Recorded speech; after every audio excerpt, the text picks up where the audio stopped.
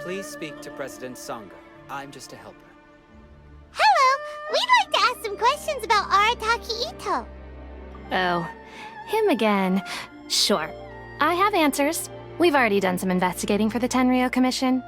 But first, do you have enough Moro to cover the fee? I've heard all about your travels. After everything you've been through, I'm sure you understand the way these sorts of things work. How much more are we talking about here? A one-off payment of 397,000 Mora, up front. Plus a further 5% of your Adventures Guild remuneration as my commission, if Arataki Itto is successfully caught and brought to justice. Whoa! That's crazy expensive! How did you even come up with the price that high? Hold on. I wasn't finished. It just so happens the initial fee has already been paid in full by the Tenryou Commission. All you'll need to pay is the small commission fee.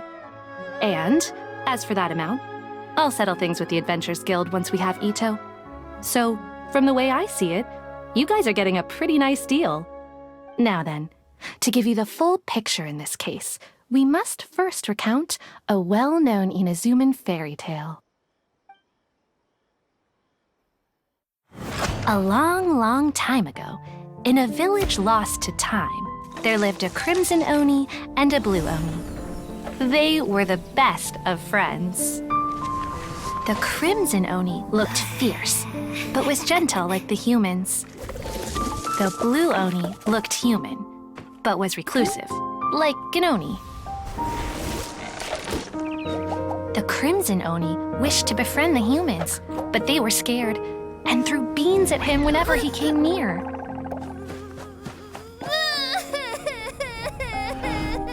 So the Blue Oni said to the Crimson Oni, Akka, I'll cause trouble in the village. You'll come and stop me. Then the humans will accept you. As planned, the Crimson Oni chased the Blue Oni away. The Crimson Oni's deeds spread throughout the land, and people finally accepted him. But when the Crimson Oni went to tell the Blue Oni the good news, he was gone and left only a letter behind. I went traveling. Don't come find me or they'll treat you as a naughty little Oni. But don't worry about me. No matter where I go, we'll always be friends. Huh? That's it? What about the little Blue Oni? Whatever happened to him? I suppose the Blue Oni simply disappeared, never to be seen again. Only the Crimson Oni remain now. But the Blue Oni was just an innocent little kid! Of course it does. Otherwise, I wouldn't go through all the trouble of telling it. One interpretation is that the story is actually broadly based on historical events and that Arataki Itto is, in fact, a descendant of the Crimson Oni. What I'm trying to tell you is that the Oni have sacrificed a lot in the past in order to finally integrate themselves into human society. But there are still some volatile personality traits in the Oni bloodline. Every generation of Oni inherits these traits. So while Arataki Itto has never been known to commit a wrongful act in the past, can we ever completely rule out the possibility of him one day allowing this side of him to take over? But how could he do that? After the Blue Oni's sacrifice? That would be such a betrayal! That's a very old story. Nobody knows how long it's been since the Blue Oni disappeared.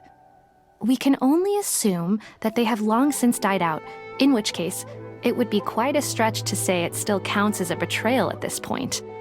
Besides, the suspect has already confessed. What is there left to discuss? According to my investigation, he was headed southwest. I would bet he's already made it to Yashiori Island by now. The Tenryou Commission is unable to enter territory controlled by Sangonomiya troops. No doubt that's the reason Arataki Itto chose to flee in that direction. Don't mention it. I'm just doing my duty. Wait! Paimon still has a question. If Arataki Itto has given in to his bad side, won't that mean he's extra mean and violent now? I could only assume so. Judging from his previous bouts, he is a skilled fighter with a lot of brute strength. Whether or not you'll be able to handle him, That I do not know. Okay, but what's up with people throwing beans at Oni? What use is that? Ah, yes. Now that you mention it, I seem to recall that Arataki Ito is allergic to beans. In fact, all Oni will avoid beans, but especially Ito. I heard that just touching a bean is enough to incapacitate him. If you could weaken him a bit by triggering his allergies, perhaps you'd have better luck subduing him. Right! Knowing our target's weakness will make things a whole lot easier. It just so happens that I have a bag of beans right here. I was planning to use them to make some porridge, but I think you will find a better use for them. Of course, I will charge the Adventurers Guild a fair and reasonable rate for the beans. Sneaky! But also, thanks! Let's head to Yashiori Island and start looking for Ito!